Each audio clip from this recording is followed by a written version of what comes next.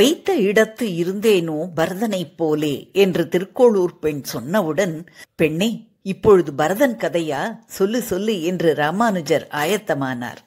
குட்டிப்பெண் ஆர்வமாக தொடர்ந்தாள். பரதந்திரியம் என்பது வைஷ்ணவத்தின் உன்னத கோட்பாடு. ராமானுஜர் விசிஷ்டாத்வைத்தத்தை நிறுவியதற்கு இந்த பரதந்திரிய நிலை அடிப்படையானது. பரதந்திரியம் என்றால் சார்ந்து இருத்தல் என்று பொருள். ஜீவர்கள் அனைவரும் சேஷி என அறியப்படும் இறைவன் என்ற உடைமைக்காரனுக்கு அடிமைகள், அதாவது உடைமைக்காரனை சார்ந்திருப்பவர்கள்.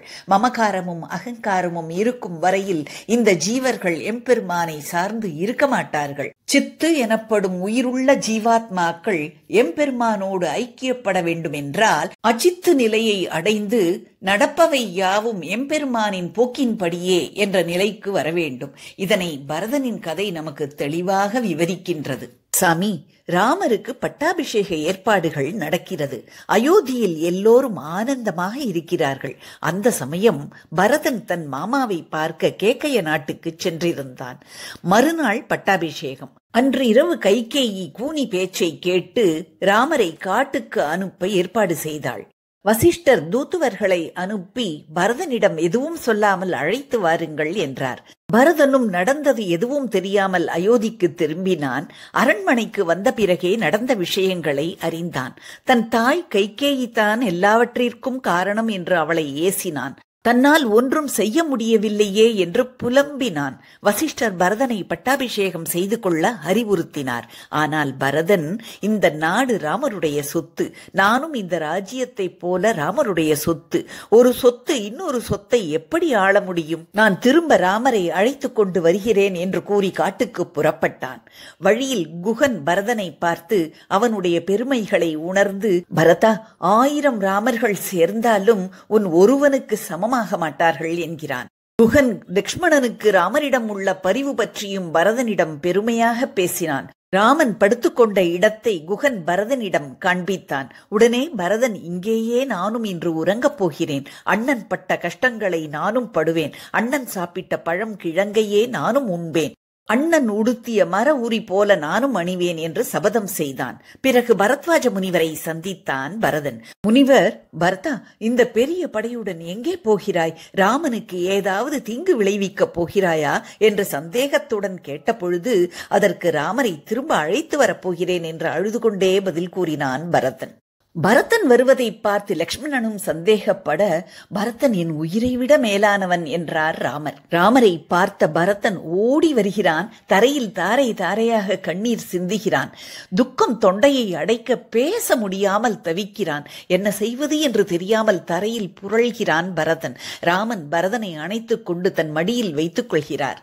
நடந்த எல்லா விஷயங்களையும் பரதன் கூற ராமர் இதை கேட்கிறார். பரதன், அண்ணா, திரும்ப நாட்டுக்கு வர வேண்டும், அயோத்தியை ஆள வேண்டும் என்று ராமர் காலில் விழுகிறான். ஆனால் ராமர் மறுத்து விடுகிறார். தந்தையின் வாக்கு பொய்க்கலாகாது என்று மறுக்கிறான். பரதன் எவ்வளவோ கெஞ்சியும் ராமரின் மனம் இறங்கவில்லை. விடாபிடியாக இருக்கிறார். பரதனை நாட்டை ஆளும்படி கேட்கிறான். பரதன் பிடிவாதமாக மறுக்கிறான். ராமன் மிகவும் நயந்து பலவாறு கூறி பார்க்கிறான். இறுதியில் ஒரே ஒரு சொல் சொல்கிறான். அதை கம்பன் வரிகளில் பார்த்தால், அந்த நாள் எல்லாம் ஆள் என் ஆணையால். ஒரே ஒரு வாக்கியம்தான். இது என் ஆணை, 14 வருடம் நீ ஆள்கிறாய். பரதனிடம் இப்பொழுது மறுபேச்சு இல்லை. உடனே சம்மதிக்கிறான். இதுதான் நான் முதலில் சொன்ன அச்சித்து நிலை. ராமரின் விருப்பமே தன் விருப்பம் என்ற முடிவுக்கு வருகிறான். இந்த பாதுகைகளின் மீது ஏறி நின்று எனக்கு கொடுங்கள், அதை அயோத்திக்கு எடுத்துச் செல்கிறேன் என்று கூற ராமர் பாதுகைகளை கொடுக்கிறார்.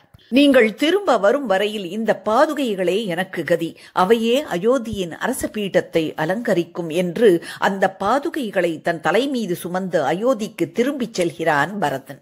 சாமி, ஒரு பொருள் ஒன்றை ஓரிடத்தில் வைத்தால் அது அங்கேயே இருக்கும். ராமர் பரதனை அயோத்திக்கு திரும்பி போ என்று சொன்ன பொழுது பரதன் அதை ஒரு பொருள் போல கேட்டுக்கொண்டான். நான் பரதனை போல பெருமாள் சொன்ன பேச்சை கேட்டேனா? இல்லையே, அதனால்தான் ஊரை விட்டு போகிறேன் என்றாள் அந்த திருக்கோளூர் பெண். அப்பொழுது சிஷ்யர் ஒருவர் ராமரை தேடி பரதன் காட்டுக்கு வரும்பொழுது அதை பார்த்த லக்ஷ்மணன், அண்ணா, பரதன் உங்களை கொல்வதற்காக வருகிறான் என்று நினைக்கிறேன். நான் பரதனை கொன்றுவிட்டு வருகிறேன். எனக்கு கொஞ்சம் அனுமதி கொடுங்கள் என்று லக்ஷ்மணன் கோபத்துடன் சொன்னான் அல்லவா, அதை பற்றி கொஞ்சம் விளக்க வேண்டும் என்றார். அப்பொழுது திருக்கோளூர் பெண்ணும், ஆமாம் சாமி, நீங்கள் அதை பற்றி கொஞ்சம் சொல்லுங்களேன் என்றாள். ராமானுஜர் புன்னகையுடன் சொல்கிறேன் என்று ஆரம்பித்து மேலே பார்த்தார். காற்றில் ஒரு சருகு ஒன்று பறந்து கொண்டு இருந்தது. கையை மேலே காண்பித்து, அதோ அங்கே காற்றில் ஒரு காய்ந்த இலை சருகு பறக்கிறதே, அதை பார்க்கும் பொழுது என்ன தோன்றுகிறது என்றார் ராமானுஜர். மேலே பார்த்த ஒரு சிஷ்யர், காற்று அடிக்கிறது, சருகு பறக்கிறது, வேறு ஒன்றும் தோன்றவில்லையே என்றார். மற்றவர்களும் தலையசைத்து ஆமோதித்தார்கள். இதே சருகு ஒரு எழுதிய ஓலைச்சுவடியாக இருந்தால் என்று ராமானுஜர் கேட்க, உடனே துரத்தி சென்று பிடிக்க முயற்சி செய்வேன் என்றார் அந்த சிஷ்யர். ராமானுஜர் புன்முறுவலோடு, அந்த ஓலைச்சுவடி பறந்து ஆற்றில் விழுந்து அடித்துச் சென்றால் நீந்தி எடுக்க முயற்சி செய்வேன் என்றார் இன்னொரு சிஷ்யர். ஒருவேளை ஆற்றில் வெள்ளம் கரை புரண்டு ஓடினால் என்று ராமானுஜர் கேட்க, சிஷ்யர் ஒருவர், ஓலை போய்விட்டதே என்று புலம்புவதை தவிர வேறு ஒன்றும் செய்ய முடியாது என்றார். இதே ஓலைக்கு பதில் ஒரு குழந்தை தவறி விழுந்தால் உடனே அந்த குழந்தையின் தந்தை தன் உயிரே போனாலும் பரவாயில்லை என்று குதிப்பார் இல்லையா என்றார் ராமானுஜர். சிஷ்யர்கள் ஆமாம் என்று ஆமோதித்தார்கள். இப்பொழுது ராமானுஜர் தொடர்ந்தார். நம் ஒன்றின் மீது பற்று வைக்கிறோம், அதற்கு ஏதாவது தீங்கு ஏற்படும் பொழுது அது பறிபோய்விடுமோ என்று பயம் ஏற்படுகிறது. ஒரு காய்ந்த சருகு காற்றில் பறக்கும் பொழுது அதன் மீது நமக்கு பற்று கிடையாது, அதனால் அதை சட்டை செய்வதில்லை. ஓலைச்சுவடியும் ஒரு காய்ந்த சருகுதான், ஆனால் அதில் ஏதோ குறிப்பு உள்ளதால் அதன் மீது பற்று ஏற்படுகிறது. அதை துரத்தி கொண்டு கொஞ்சம் ஓடுகிறோம். வெள்ளத்தில் அடித்து கொண்டு போகும் பொழுது நம் துரத்தலை நிறுத்தி விடுகிறோம், குதிக்க பயப்படுகிறோம். காரணம், நம் உடல் மீது அந்த ஓலைச்சுவடியை காட்டிலும் அளவற்ற பற்று. ஆனால் குழந்தை விழும் பொழுது நம் உடலின் மீது பற்று நீங்கி குழந்தையை காக்க வெள்ளமாக இருந்தாலும் குதிக்கிறோம். நாம் நேசிக்கும் ஒன்றுக்கு ஆபத்து ஏற்படும் பொழுது பயம் இயற்கையாகவே வருகிறது.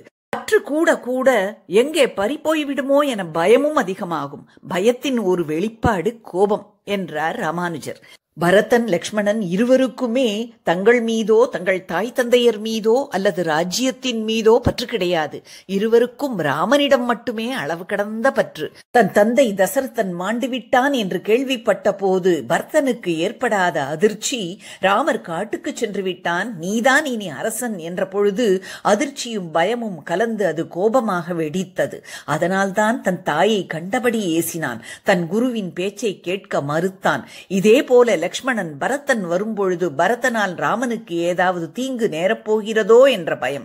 அந்த பயம் காரணமாக பரதனை கண்டபடி பேசினான். பரதன், லக்ஷ்மணன் இருவருடைய கோபமும் ராமர் மீது இருந்த அளவற்ற பற்றின் வெளிப்பாடு என்றார் Ramanujar.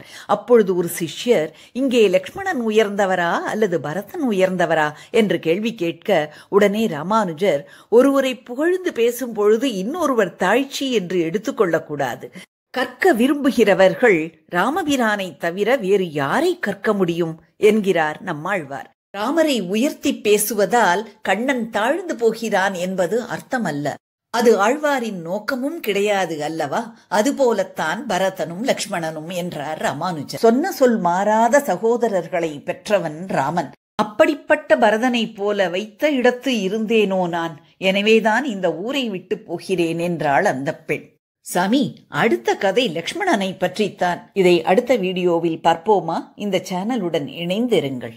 To watch more videos, please press the subscribe button and the bell icon.